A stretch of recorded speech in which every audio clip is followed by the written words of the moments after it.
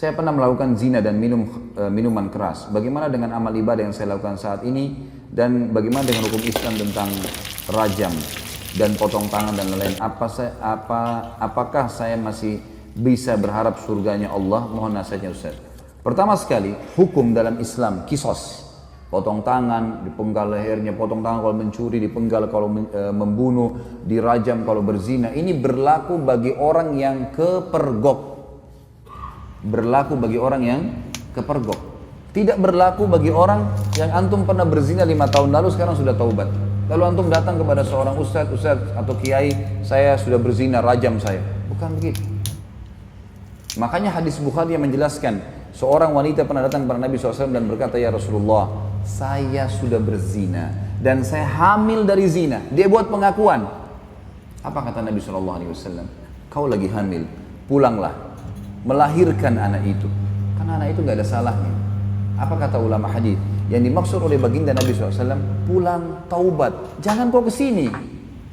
Kalau tidak kepergok, udahlah, taubat, lindungi, kau berlindung di bawah naungannya Allah.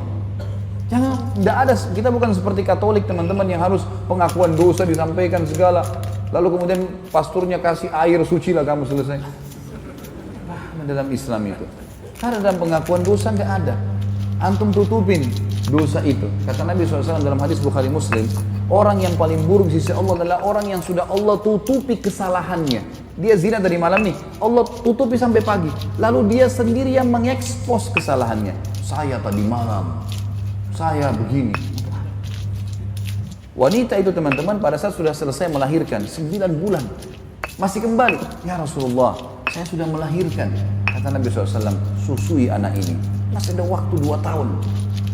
Disuruh taubat oleh Nabi SAW, gitu kan? Pulang, habis menyusui ternyata iman dalam hati ini masih kuat. Ya Rasulullah, saya sudah menyusui, rajam saya mau disucikan. Barulah Nabi SAW mengatakan, baik, keraskan bajunya, kemudian dirajam, gitu kan? Karena dia terus meminta kepada Nabi SAW, tapi awalnya disuruh pergi, gitu kan? Lalu kemudian teman-teman sekalian yang terjadi, waktu lagi dilempar, ada seorang sahabat mengatakan, semoga Allah melaknatmu, kenapa kau berzina? Kata Nabi SAW, jangan kau laknat dia, perempuan ini, demi zat yang ubun-ubunnya Muhammad dalam genggamannya, dia telah bertaubat, kalau dibagi untuk 70 orang penduduk Madinah cukup buat mereka semua masuk surga. Luar biasa orang ini, jangan ini. Ada pernah sahabat mengatakan, ya Rasulullah, saya mencium seorang wanita di pinggir Madinah. Asabtul mar'ah. Dalam ulama hadis mengatakan, dia mengatakan, saya sudah menciumnya, saya sudah memeluknya, tapi tidak terjadi perzinahan. Kata Nabi SAW, atusolli ma'ana, apa kau sholat bersama kami berjamaah? Kata dia, iya. Kata Nabi SAW, izhab, pergilah dari sini.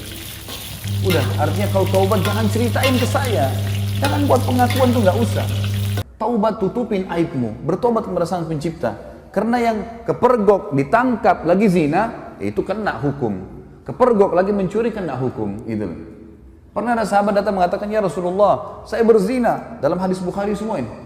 Kata Nabi SAW sambil, ini orang lagi berhadap begini, Nabi SAW alihkan ke sana. Mungkin kau hanya menciumnya. Nabi SAW alihkan dia. Mungkin kau, jangan datang ngaku sini, pergi sana taubat, gitu loh. Kata Nabi SAW, mungkin kau hanya menciumnya. Dia datang ke sini, ya Rasulullah, saya telah berzina. Nabi SAW alihkan lagi ke sini, mungkin kau hanya memeluknya, sambil tidak melihat wajahnya orang ini. Dia datang lagi, ya Rasulullah, saya sudah berzina. Nabi SAW balik lagi ke arah kiri, mungkin kau hanya begini dan begitu. Dia datang, ya Rasulullah, saya meletakkan kemaluan saya di kemaluannya, saya sudah berzina, rajam saya. Dia mau sucikan dirinya, maka dia berikan kesaksian buat dirinya. Nabi sudah alihkan, tetap dia mau, ya sudah. Ya, dirajam. Pada saat lagi dilempar, teman-teman sekalian, ini riwayat Bukhari, lagi dilemparin, sahabat ini rupanya kesakitan, lagi dirajam, lari dia. Ada satu sahabat kejar, diamtam pakai batu, mati, karena dipukul pakai batu, dikejar kan. Kata Nabi SAW, halla taraktumu fayatubu yatubullahu alaih. Tidakkah kalian biarkan aja dia pergi, semoga saja dia taubat dan Allah terima taubatnya. Karena ini shock terapi sebenarnya kan, supaya dia tidak ulangi. Dalam Islam tidak ada teman-teman begitu orang buat ngaku penggal lehernya, ngaku potong tangannya, bukan itu. Ini memang Allah mengatakan, a'udzubillahi walakum fil qisasi hayatun ya ulil albab. Dalam qisas itu ada kemakmuran juga bagi kalian, bagi orang-orang yang berakal, dan ini bagi orang yang Seperti saya jelaskan tadi teman-teman yang kepergok, kalau orang sudah taubat, antum melakukan dosa sudah taubat, sudah antara antum dengan Allah, jangan ceritakan. Dan ulama masuk dalam bab masalah menikah, tidak dibenarkan seorang laki-laki bertanya pada istrinya atau istri bertanya pada suaminya, sebelum nikah kau pernah berzina nggak? Ini nggak boleh ditanyain dan tidak boleh dijawab. Yang ditanya nggak boleh jawab.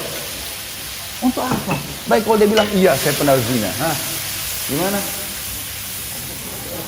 Untuk apa nanya? Sekarang depan mata saya ini istri saya, ini suami saya, selesai. Yang saya tahu zahirnya adalah orangnya baik, itu hukum kita. Jangan korek-korek yang kita tidak tahu, nggak usah. Nggak usah periksa-periksa HP, ngambil tugasnya malaikat. Lah iya, Allah titip malaikat kiri kanan nggak? Yakin nggak dengan itu? Apa fungsinya? Kiraman katibin kata Allah. Tugasnya nulis. Ngontrol suami kita di mana, istri kita di mana, dia nulis. Dan tidak ada luput, tidak ada yang luput dari penglihatan Allah SWT. Tidak ada dosa yang luput. Jangan repot-repot kita yang sibuk hubungi siapa, bicara sama siapa, habis umur untuk itu. Saya bilang sama istri saya,